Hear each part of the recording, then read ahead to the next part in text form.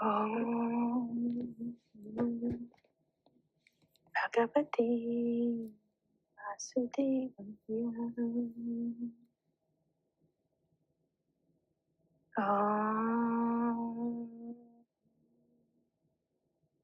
Bhagavate Vasudevaya.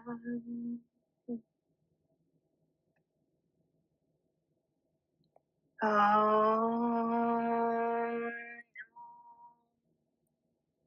Bhagavate Vasudevaya.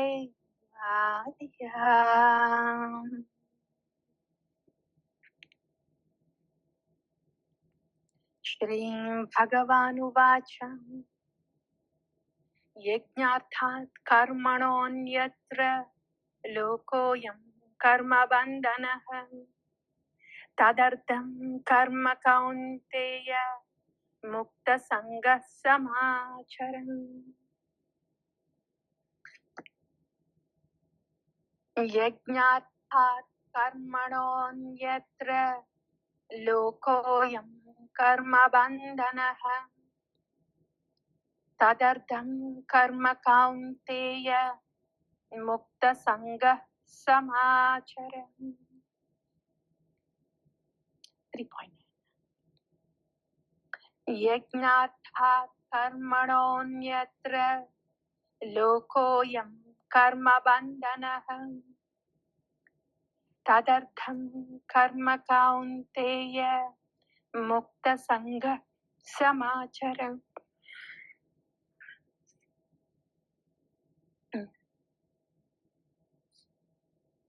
Yajñārthāt karmaṇo nyatra loko karma-bandhanaḥ tad-arthaṁ karma kaunteya mukta-saṅgaḥ samācara.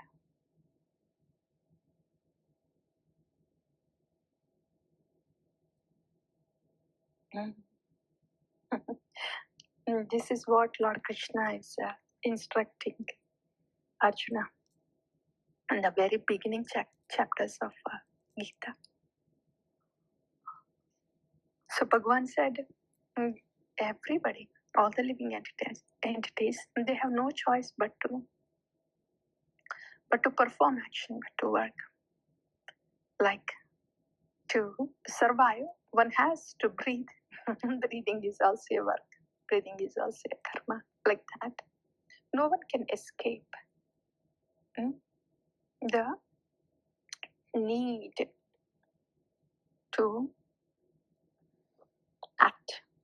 There is some action that's always going on with all the jivas, at least for the survival, like breathing. Like that. And this is because of the influence of the moods. And because there are moods, there is a body. Otherwise, why will there be a body? This physical body, gross body. It's karma phala. This body, which is a bag of panchabhutas, is just a source of pain. Source of pain. Really pain. A conditioned being doesn't even see that. It thinks that it is a source of pleasure.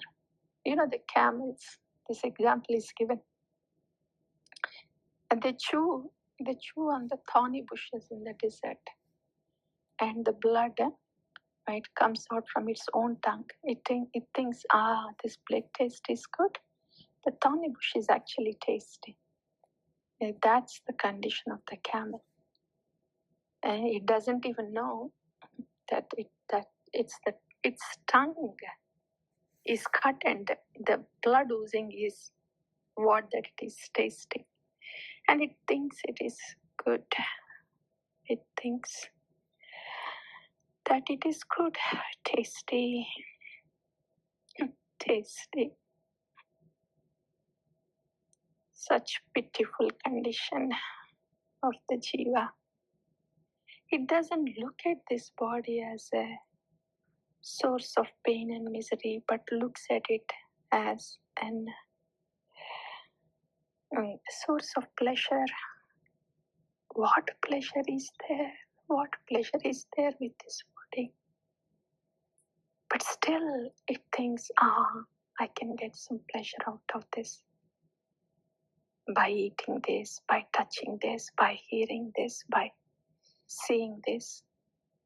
And what to speak of the subtle body? What pleasure can it get by the touch of things of this world, matters of this world? But the mind continues to touch the matters of this world, indulge in the matters of the world. In this way, the conditioned being is actually chewing on the thorny bushes of this material sense objects, and material matters, and is thinking, this tastes good. Such a pitiful,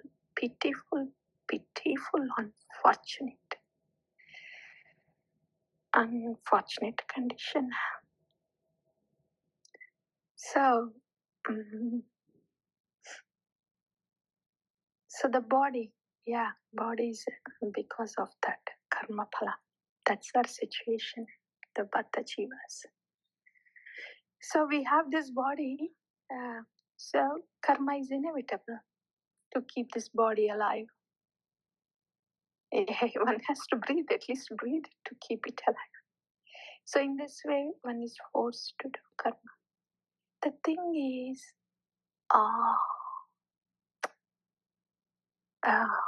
because of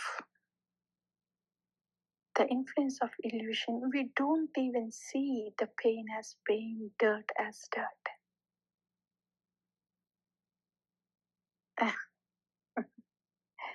We just think, this is so good.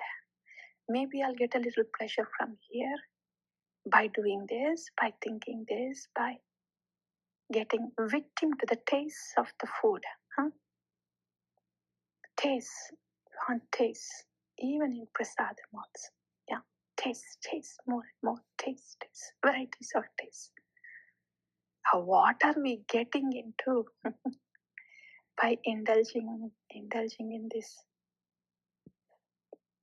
things of this world with this body and matters of this world with this mind? What are we getting into?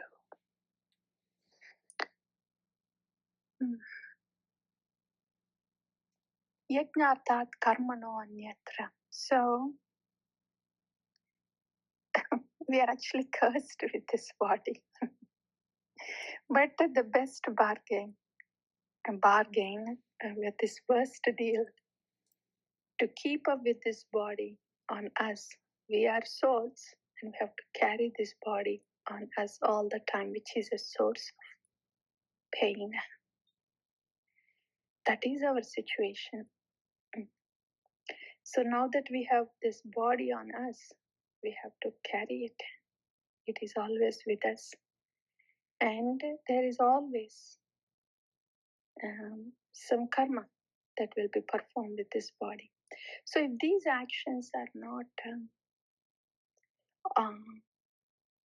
offered as a yajna to Bhagavān, if the body does not move for Bhagavān, if the body does not breathe for Bhagavān, if the body does not live for Bhagavān, then loko karma-bandhanaḥ, then again, first of all, this body is a result of our own papa karma. And on top of that, if this body, if it is at least not utilized now for yajna of Bhagavan, if it is not used for Bhagavan's purpose, again it will become a karma-bandhanaḥ. We have to carry this body again it will. It is the entangling instrument, entangling entangling thing, entangling instrument for us to get entangled in this world, this body.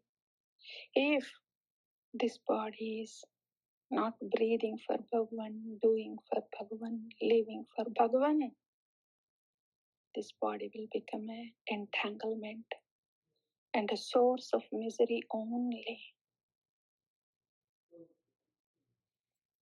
Source of misery only. It's not that, okay, I will do this service and I will do it for Krishna. It's not that, there is on and off in bhakti. I will do this japa service and this is for Krishna. And I will do this arti service and this is for Krishna. And I will do some of that garland service and this is for Krishna. What is in between them? What is the body doing in between them? Why is it existing in between them? Why is it breathing in between them? For who? For what? To get entangled in this world?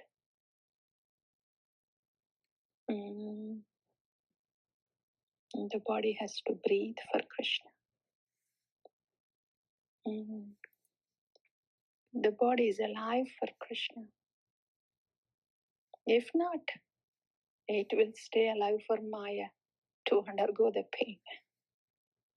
Yajñārthāt karmaṇo nyatra loko karma-bandhanaḥ. Tad-arthaṁ kaunteya mukta-saṅgaḥ samācara. So, kaunteya, this is the situation with the body. If this body is not utilized for the yajna of the Lord, then it will be a source of bondage, misery, pain. That's why, O kaunteya, tad-arthaṁ mukta-saṅgaḥ samācara. So do the karma samācara with mukta-saṅgaḥ.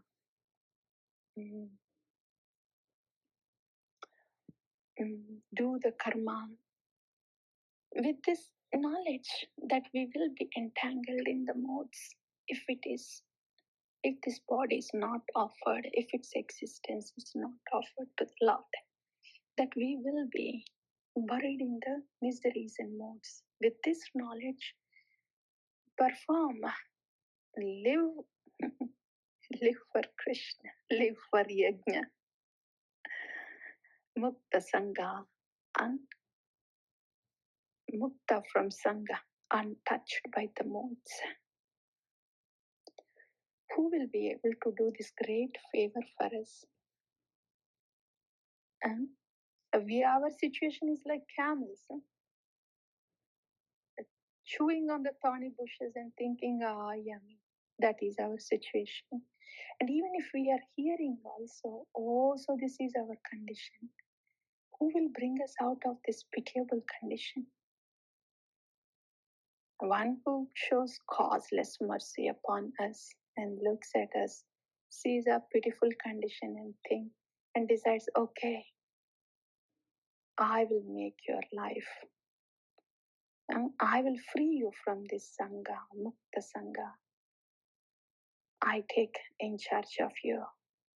I will get you out of this miserable karma cycle. I will engage you in the seva. I'll engage your body in the seva.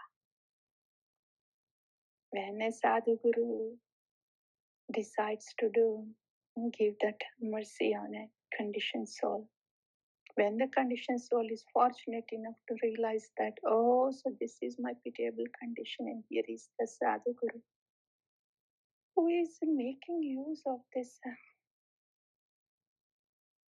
piece of trash. This body is simply a piece of trash. But the sadhu guru has decided to make use of this piece of trash for yajna of Bhagavān. He has decided to make this existence, the existence of this body, to make it as an offering for Bhagavan. And if we did not do that, then my existence would be miserable with this body. But he's saving me from such a great danger. So I don't end up with misery from this body, but this body is used for the yajna of Bhagavan. When a sadhu guru, he shows mercy and says, okay, every day I will use your body for Bhagavan, for the yajna of Bhagavan. Om Swaha. You know the ghee, when it enters into the stomach of a human being to gratify the senses, that ghee is the source of misery for that body, for that soul. When the same ghee is utilized by Sadhu Guru to offer it in yajna, Om Swaha, then the purpose of the ghee is very auspiciously fulfilled. I like that.